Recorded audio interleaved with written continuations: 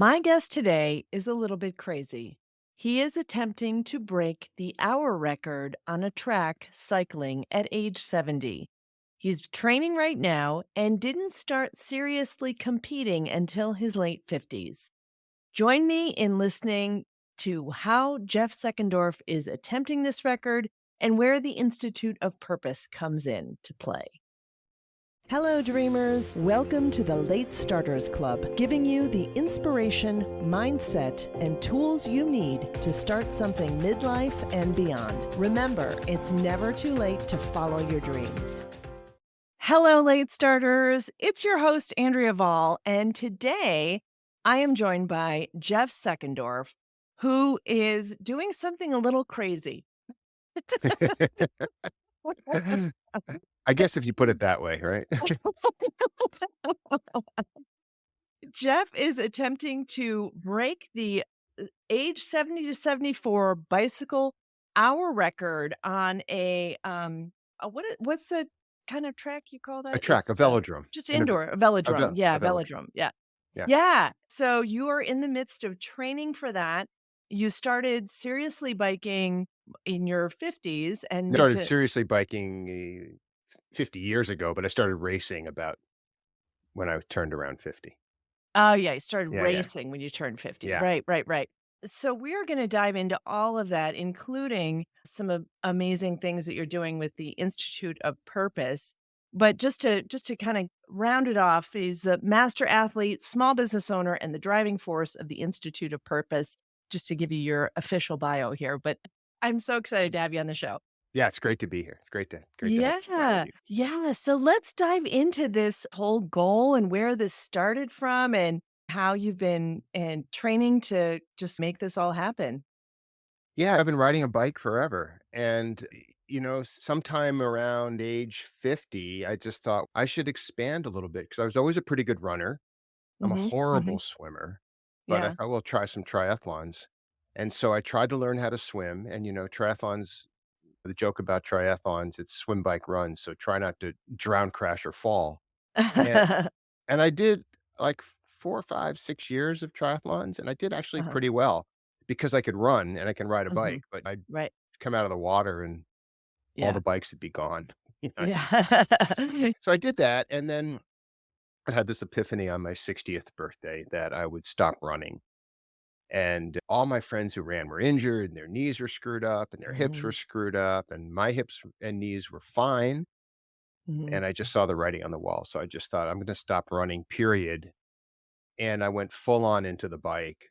Mhm. And about that time, somebody introduced me to the track and track racing. And track racing is really cool on the bike at the master's level and at the local level because Right. it's a bunch of people sitting around the infield telling jokes, having stories, having fun. And then you go race your bike for 8 minutes, and you get Uh-huh. back and you sit down, you tell more jokes, and you have more fun, you tell more stories. So I thought, that might just be my sport. Uh-huh. So I got totally wrapped up in track riding, track Right. racing. I teach now the introductory and upper level courses on the track. I've podiumed at state competitions. And then I started looking for something that was a little bit longer than 2, 3, 4-minute races, and then this hour record thing shot in front of me, and I thought, "Well, Wow. that might be interesting." And it's hard, I'm finding. Yeah. What is the current record here that you're attempting to break? What? So, in my age group at 70 and actually almost the same at the 65 plus age group, it's about 44 kilometers in an hour, Okay. which is about Wow.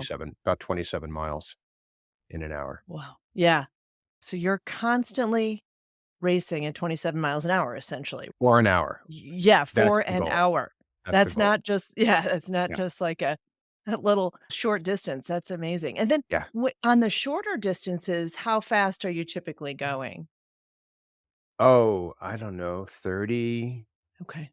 32, something for my age Yeah. group around in there, something Yeah. like that Yeah. for Yeah. 2.5 minutes or something like that for Oh, 2K or 500. that's wild. And I it's do so better in fun. longer stuff. Okay. Yeah, my body likes turning on the Yeah. engine and just going. Right. The endurance Yeah. kicks. I'm the same way. I'm like the tortoise in the race. Yeah, Just slow and steady. but That's how you always get to the I finish. exactly, Yeah. exactly. You decided, "Hey, let's" you started getting interested in longer stuff, and you were podiuming, if the verb form, and where did this, "Aha, I'm gonna really go for this" record come from? I had toyed with it a little bit, and Mhm, then I ended up having to switch coaches because of some personnel changes in the company I was with, mhm, mhm, and that particular coach, I said, "I have this crazy idea that I want." This is, I don't know, 3 years ago, maybe? mhm. "I wanna do this hour record at 70," and she was like, "Why don't you just do it now?" I'm like, "Well," I couldn't really come up with a good reason not to. Yeah, Well, we trained for that and in a very short period of time, and I established, the hour record for my age group at our local track at the San Diego mhm, Velodrome. mhm, And then, it's like, well, that was hard, so maybe I should do something harder. mhm, And then through a whole series of events, I ended up having to switch coaches again. Then I found the guy who mhm, really, really knows how to get somebody to this point. right. And that's who I've been with now for a couple of years, and he's doing an amazing job with me, and I'm doing the best I can with him, Yeah, yeah, and it's a 5-year process. yeah. Yeah, that's incredible. So how often are you training? What's the training like? Yeah, 6 or 7 days a week. Yeah. I'm on the bike at least 5, sometimes 6, and then the gym a couple days and all the other stuff, core and functional strength and mobility and all that other stuff. Right. It's a full-time job. Yeah. Yeah, that is. It's incredible. It's Yeah. just definitely not for the faint of heart. I think clearly from your Institute of Purpose, founding that business kind of shows the type of person you are in going after hard things, right? Yeah, it seems to, and I'm still working full-time, Mhm. which sort of, I think, plays to your audience, right? This Yeah. Yep. I'm in my late 60s, and I'm still working, and I still love it. And I don't see retiring because I would just probably do the same thing, but without the money. So Yeah. I don't I can't quite wrap my head around why I would wanna do that. Right, why not Uh, get paid well for what you're yeah, contributing to the world? and what I love. So that's Yeah, all good. So it's like another part-time job or almost yeah. full-time job, but yeah, the Institute of Purpose, that's a really cool project that we just started. Yeah, let's dive into that and how that came about and kind of the mission of that business. I'd love to hear more. It's an interesting story because the Institute of Purpose doesn't have a money model, Mm, and I don't usually do things that don't, but this one doesn't have, a clear vision of how it's going to become profitable.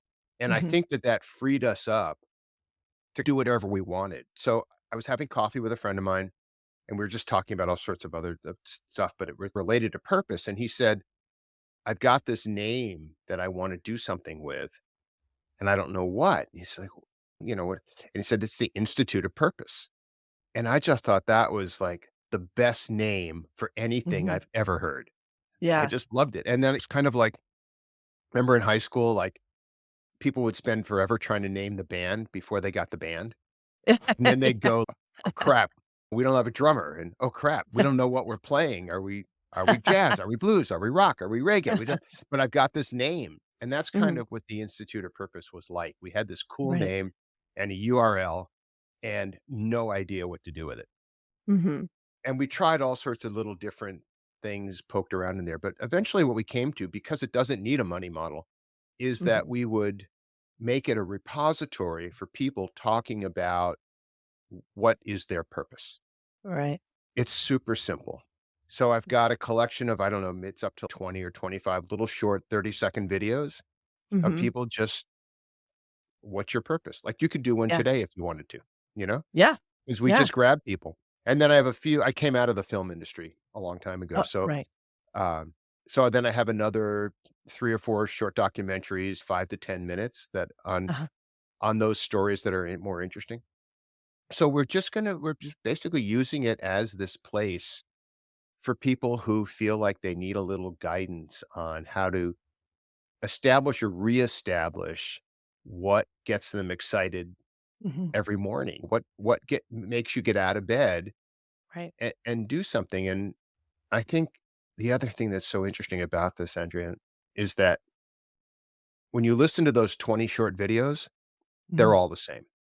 Yeah. And nobody heard anybody else's. I didn't prompt anybody. It's, "Hey, Andrea, what's your purpose?"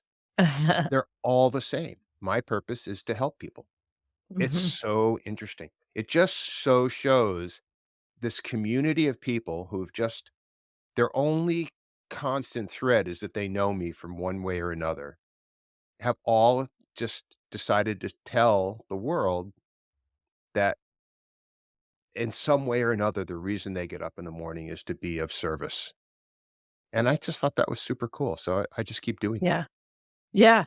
Yeah, and that's such a powerful I mean, that's the thing, I think especially in the midpoint of our lives here, we are coming up against that question. What am I here for? What do we've done things like raised families or invested in our careers or whatever.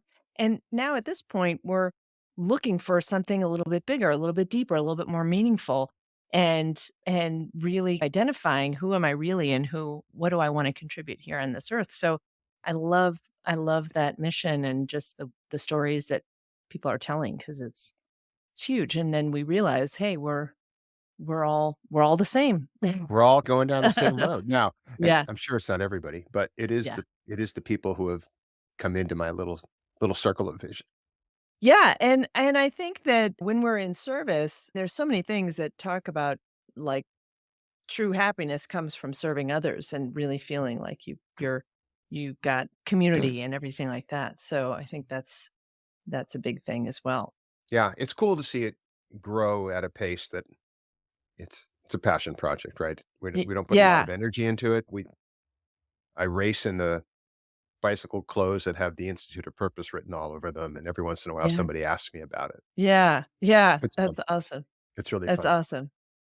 Yeah, do you think there's a lot of things with goal setting that people look at as well as just setting goals, but you were talking about that in what is your purpose and looking at how do we set goals, but is that something that comes up for people? Is that in achieving certain goals or working towards certain goals and like certainly with this goal that you have, is that something that you've found as people have you've interviewed or I think that comes through a coaching model. Mhm, I'm obviously I'm coached as an athlete, and my real gig is that I own a scuba certification and training agency, UTD mhm, Scuba Diving. And so we were trying to figure out in UTD how we could reframe scuba education. This is just my own little niche company that I just have had mhm, for a long time.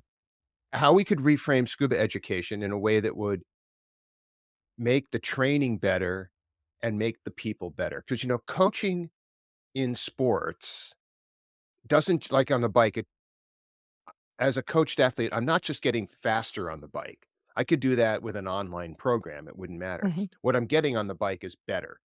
mhm, I'm better about the mechanics of cycling, nutrition, hydration, the mental aspects, all that other stuff, right? So mhm, coaching just makes you overall better at what you're doing. So we took that same exact model, and my training director in UTD is a triathlete, so he's also coached. And we said, let's do a scuba coaching project. So we took the same software we're both using, and we built workouts. I'm doing air quotes mhm, if you're listening to this, which are academic chapters and podcasts and videos and equipment stuff and the other. And then from a semantic standpoint, we said, all right, now our scuba instructors are now coaches and our scuba students are now clients. So we just reframed it in our own minds. mhm.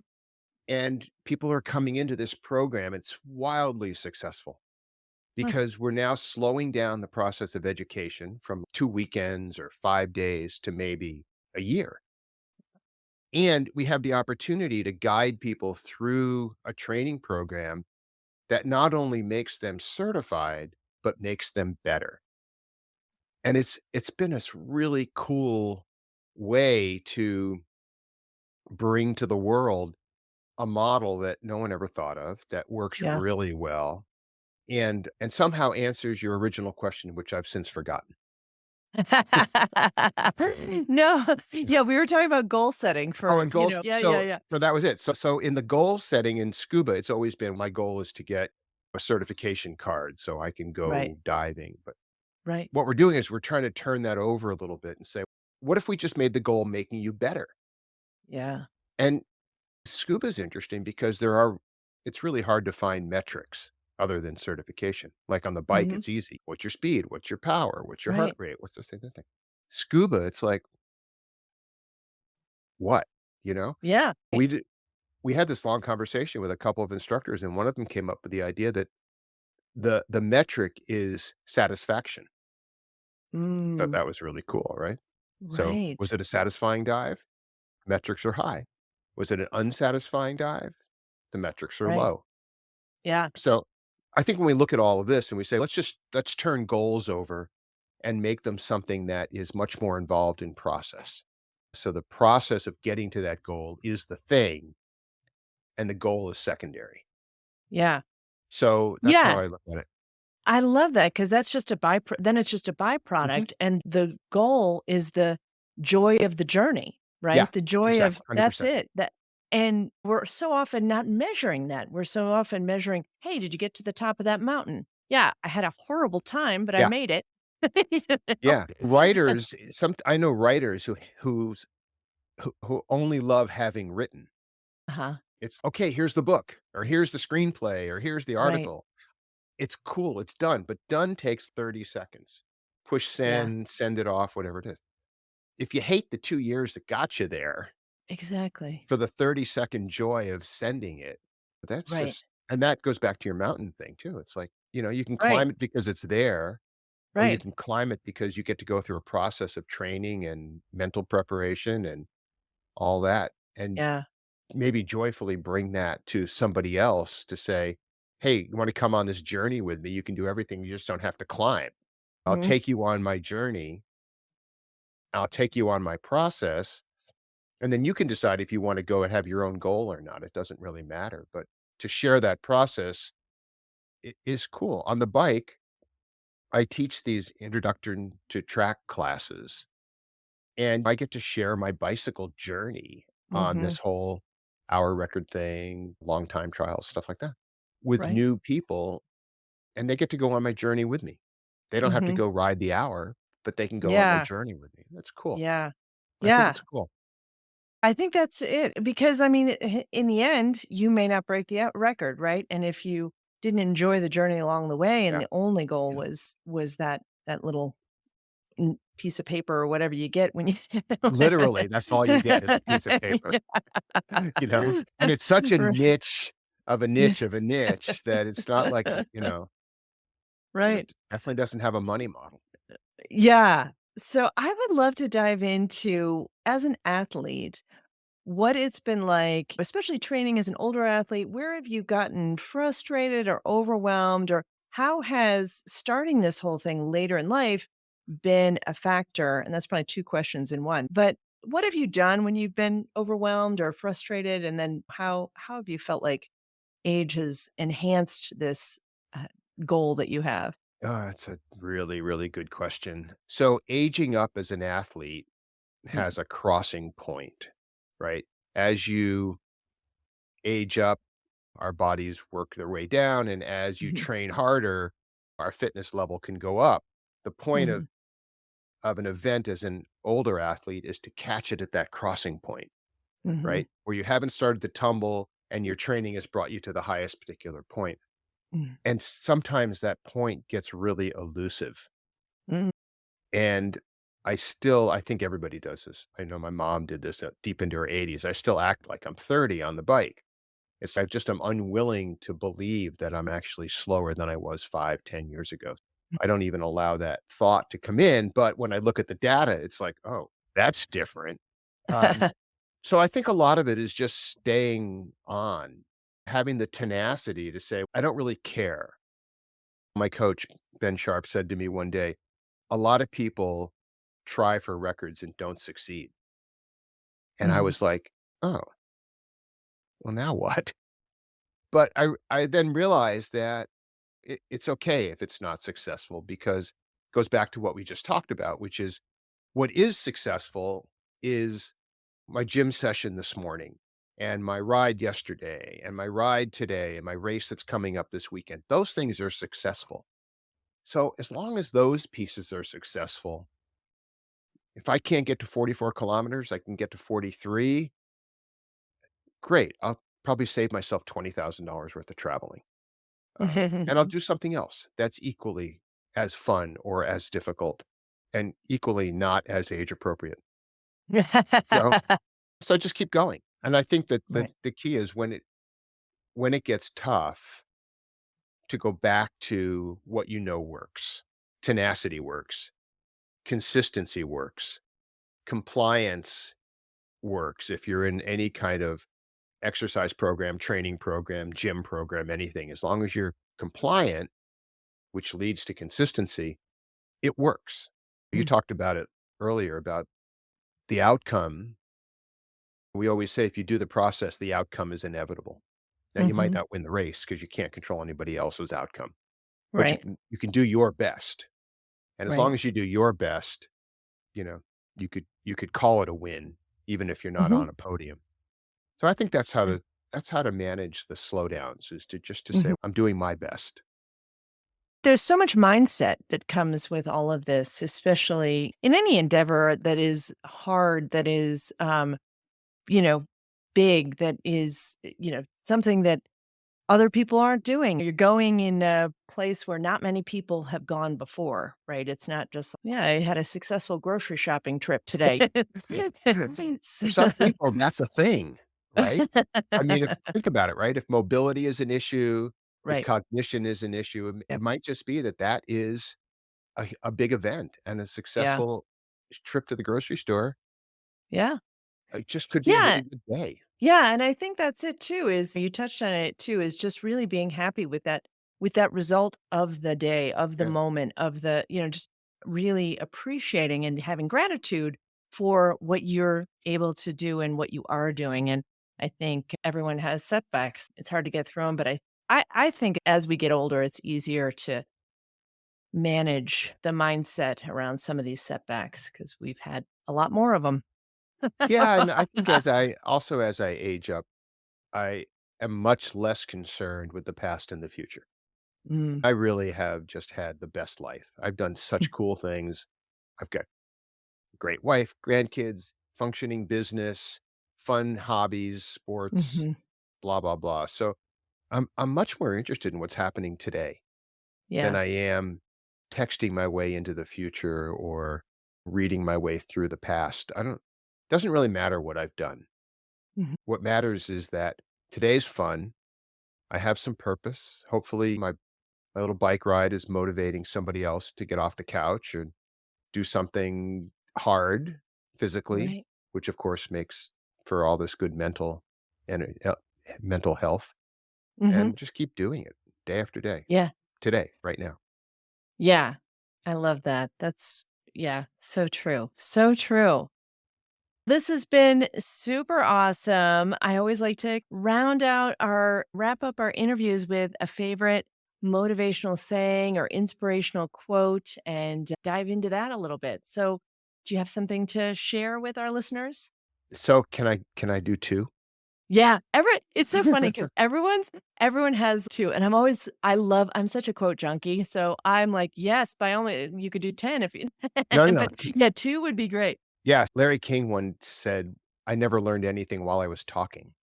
Mm, I thought that was really mhm, cool, right? It's just stop talking and listen, or ask questions and then actually listen.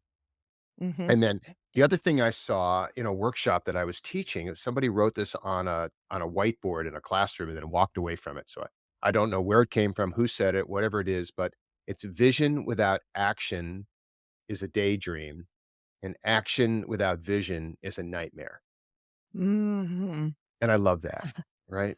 That that is great. Those are both and the kind of amazing thing about all my guests is all my guests I don't think we've barely ever repeated a quote in the year long of interviews I've been doing at this point. So I love that. And those are both really, really amazing. Yeah, So it's love fun. it. It's fun. Love it. So, where can people learn more about you? And we'll definitely have all the links to the show notes and everything like that. Where can people find out more about you? Yeah, just start with the Institute of Purpose. There's Yeah.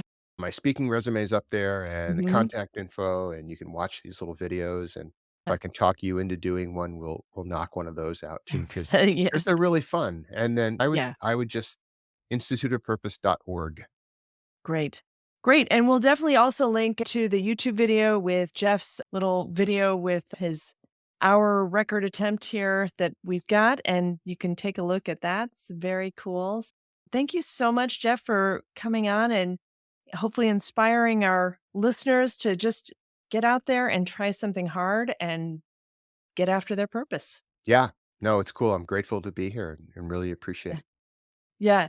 Thanks. Bye, All right, everybody. bye. Hope that was helpful, and make sure you grab the free guide, Top Tools for Late Starters, on the website at latestartersclub.com.